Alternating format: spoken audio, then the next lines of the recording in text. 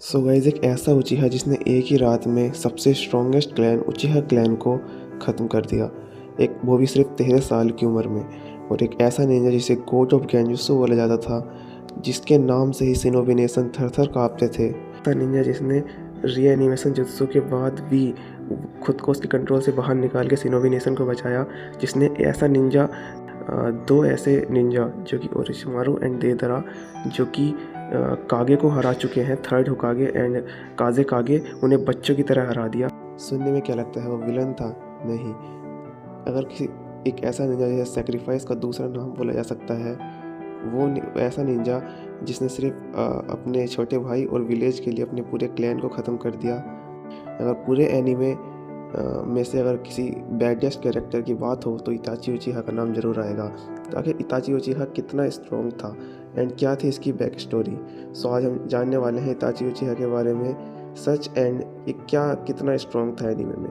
तो चलिए शुरू करते हैं। सो गाइस, इताची उचिहा फुगाको का सन था एंड जब वो छोटा था 4 साल की उम्र में इसने थर्ड ग्रेट निंजा वॉर देख ली थी।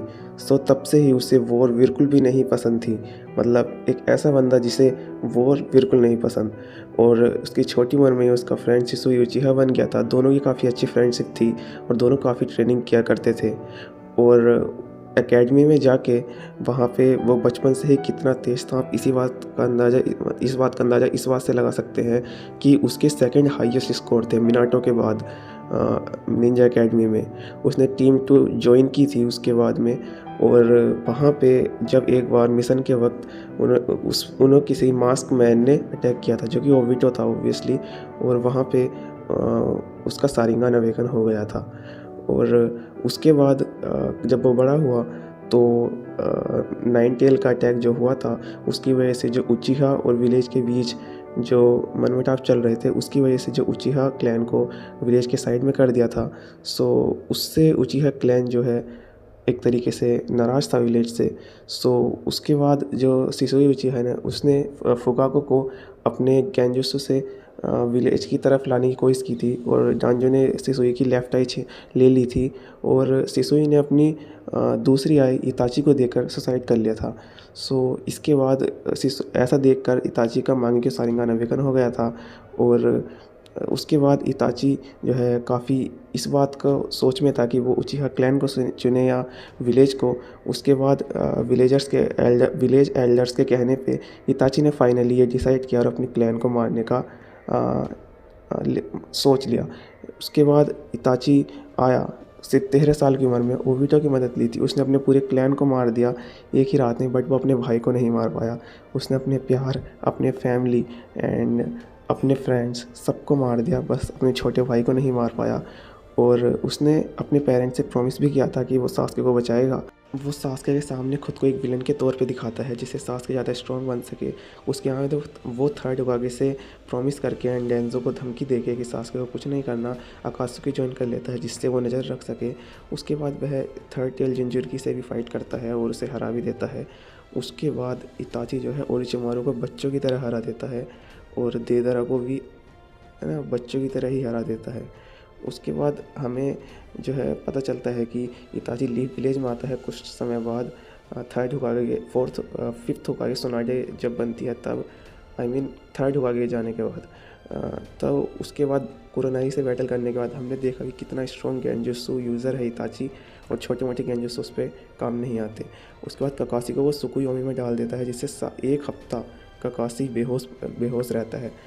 और उसके बाद इताची जो है सास्के को भी डिफीट करता है जब नाइन टेल लेने जाता है नारुतो से। उसके बाद जब जिराया अपना टोड को समन करता है तो इताची अपने अमातेरासु से उसके टोड का जो वो होता है पेट, उसे तोड़ के निकल जाता है। सो जिराया भी काफ़ी ज़्यादा शॉक हो जाता है। वो इताची कहता तो है कि जिराया उससे और उन दोनों से ज़्यादा ताकतवर है, लेकिन काफ़ी लोग कहते हैं कि ऐसा उसने इसलिए कहा क्योंकि वो लीफ के अगेंस्ट नहीं जाना चाहता था, क्योंकि वो लीफ का एक तरीके से ध्यान ही रख रहा था। उसके बाद अगली फ़ाइट में हमें इताची दिखता है जब ककाशी और नारुतो से फ़ाइट होती है और वो एक क्लोन भेजता है जो कि 30% पावर के साथ होता है। और वहाँ हम देखते हैं वह अपनी फिंगर से भी गेंजुत्सु कर सकता है। नारुतो को इतना बुरा गेंजुत्सु में डालता है और इतनी बुरी हालत कर देता है सिर्फ उंगलियों से। आप सोच सकते हो, तो तब भी 30% पावर वाले को भी हराने में कितना मुश्किल हुई काकाशी को और नारुतो को। इताची उसके बाद में नारुतो से बात करता है और अपना क्रो देता है, जो कि शिसुए उचिहा की आँख वाला था। फिर क्यों दिया ये किसी ने नहीं सोचा था। ये बाद में मतलब दिया तो सास्के के लिए था, लेकिन बाद में जो यूज़ करता है हर कोई मतलब इताची का फ़ैन हो जाता है उससे। उसके बाद फाइनल बैटल इताची और सास्के की फ़ाइट होती है। उसमें इताची अपने गेंजुत्सु को यूज़ कर करके ऑलमोस्ट अंधा था, तब भी वो सास्के से फाइट कर रहा था। और ये मत भूलो, ये वही सास्के जिसने डेंजो एंड देदरा जैसे इतने स्ट्रॉन्ग अपोनेंट को हराया था। और पूरा हराने के बाद जब ओरोचिमारू आता है सास्के से निकलेगा कि चक्र ख़त्म हो जाता है, तब उसे सील कर देता है अपने सुसानो की मदद से, जो कि यासा का ब्लेड्स होता है उससे उससे सील कर देता है। और उसके बाद इताची वहाँ पे ख़त्म हो जाता है। और वहाँ भी वो ट्रैप लगा देता है सास्के को, एक ट्रैप लगा देता है जिससे कोई ओबिटो या कोई और आए सो उससे एक्टिवेट हो जाए और सास्के को कुछ ना हो। उसके बाद इताची को रीएनिमेट करता है जब काबुटो, सो तब वो नारुतो के पूर्वा चक्रा मोड को की स्पीड को काफ़ी हद तक मैच कर पा रहा होता है।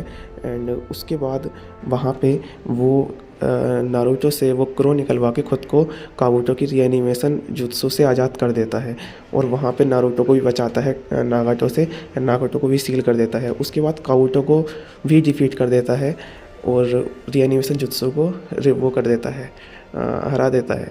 सो अपने रीएनिमेशन जुत्सु में भी इतना स्ट्रॉन्ग था, मतलब ओबियसली स्ट्रॉन्ग तो हो गई क्योंकि इताची को एक अननोन बीमारी थी जिसकी वजह से उसका चक्रा और पोटेंशियल बिल्कुल भी नहीं था। उसके बाद इताची कितना ज़्यादा स्ट्रॉन्ग था अगर इसकी बात करें, सो इताची के बचपन से ही शूरिकेन जुत्सु में बहुत ज़्यादा ही मास्टर था। मतलब वो शूरिकेन जुत्सु में one of the strongest character होगा पूरे नारुतो में। उसके बाद शैडो क्लोन को फ्रीक्वेंटली यूज़ करता था। उसके पास जो सुसानो था उसमें यासा का ब्लेड और एक सील टाइप से बहुत ही स्ट्रॉन्ग वेपन थे। और सुकुयोमी जो कि उसका बहुत ही स्ट्रॉन्ग मूव था। अमातरासु इज़नामी और फायर स्टाइल फायरबॉल जो कि उचिहा क्लैन की शान होती है, सो वो सब था। और इसकी जो कमज़ोरी थी वो यही थी कि पहला तो इसका पास बहुत ही कम चक्र रहता था क्योंकि इसको बीमारी थी एक अननोन, उसकी वजह से इसके पास काफ़ी कम चक्र रहता था। और दूसरी बात, इसका जो आँखें हैं वो कमज़ोर इसी वजह से हो गई थी क्योंकि इसने इतना ज़्यादा गेंजुत्सु यूज़ कर लिया था। लेकिन अगर किसी अपने मतलब जैसे सास्के ने इताची का जो वो ले लिया था मांगे के सारिंगान, उससे उसने एटर्नल मांगे के सारिंगान अवेकन कर लिया था। इसी तरीके से मादारा ने किया था, इसीलिए वे काफ़ी ज़्यादा स्ट्रॉन्ग थे। बट इताची ने ऐसा नहीं किया, सो इसीलिए उसकी आई साइट काफ़ी वीक थी।